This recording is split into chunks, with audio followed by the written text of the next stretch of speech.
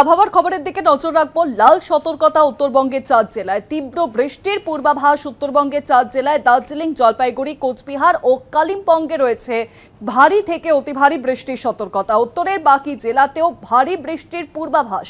রবিবার পর্যন্ত দক্ষিণবঙ্গে বিক্ষিপ্ত ভারী বৃষ্টি জারি থাকবে। বীরভূম ও মুর্শিদাবাদে মূলত ভারী বৃষ্টির পূর্বাভাস, বাকি অংশে হালকা থেকে মাঝারি বৃষ্টি মঙ্গলবার পর্যন্ত।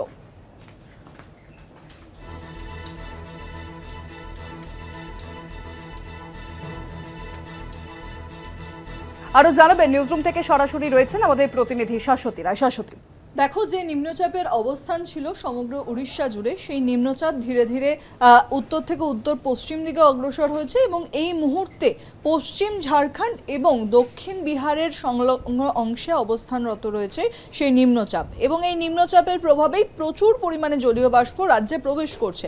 দক্ষিণবঙ্গের পর এবার উত্তরবঙ্গে দুর্যোগপূর্ণ পরিস্থিতি তৈরি হচ্ছে এবং লাল সতর্কতা বা তীব্র বৃষ্টির সতর্কতা জারি করা হয়েছে 4 জেলার ক্ষেত্রে। দার্জিলিং, কালিম্পং, জলপাইগুড়ি এবং কোচবিহার এই জেলাগুলির ক্ষেত্রে জারি রয়েছে বিশেষ সতর্কতা। এছাড়াও বাকি জেলাগুলিতেও কোথাও কমলা সতর্কতা রয়েছে এবং কোথাও ভারী থেকে অতি ভারী বৃষ্টির পূর্বাভাস দিচ্ছে আলিপুর আবহাওয়া দপ্তর।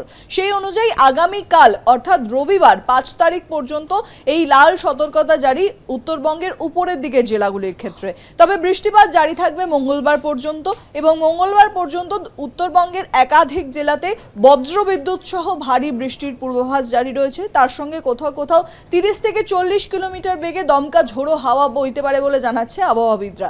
এছাড়াও দক্ষিণবঙ্গে বৃষ্টি এই মুহূর্তেই সঙ্গ ছাড়ছে না, তার কারণ নিম্নচাপের প্রভাব এখনো জারি আছে এবং আগামী সপ্তাহ পর্যন্ত সেই বৃষ্টিপাত চলবে। তবে বিক্ষিপ্তভাবে বৃষ্টি জারি থাকবে দক্ষিণবঙ্গের সর্বত্র। তবে বিশেষ সতর্কতা রয়েছে বীরভূম এবং মুর্শিদাবাদের ক্ষেত্রে, অর্থাৎ উত্তরবঙ্গ সংলগ্ন যে সমস্ত পশ্চিমের জেলাগুলি রয়েছে সেগুলোতে ভারী বৃষ্টির সম্ভাবনা কোথাও কোথাও থাকছে, তবে তা বিক্ষিপ্তভাবে হবে বলেই জানাচ্ছে আলিপুর আবহাওয়া দপ্তর। এছাড়া বাকি জেলাগুলির ক্ষেত্রে, বিশেষত 2 চব্বিশ পরগনা, 2 মেদিনীপুর এই জেলাগুলিতে বিক্ষিপ্ত কোথাও কোথাও হালকা থেকে মাঝারি বৃষ্টির সঙ্গে বজ্রপাত হতে পারে। এছাড়াও 30 থেকে 40 কিলোমিটার বেগে দমকা ঝোড়ো হাওয়া বইতে পারে বলে জানানো হয়েছে হাওয়া অফিসের তরফে। এবং সমুদ্রে ইতিমধ্যেই মৎস্যজীবীদের যেতে যে নিষেধাজ্ঞা জারি ছিল তা কিন্তু বহাল রয়েছে।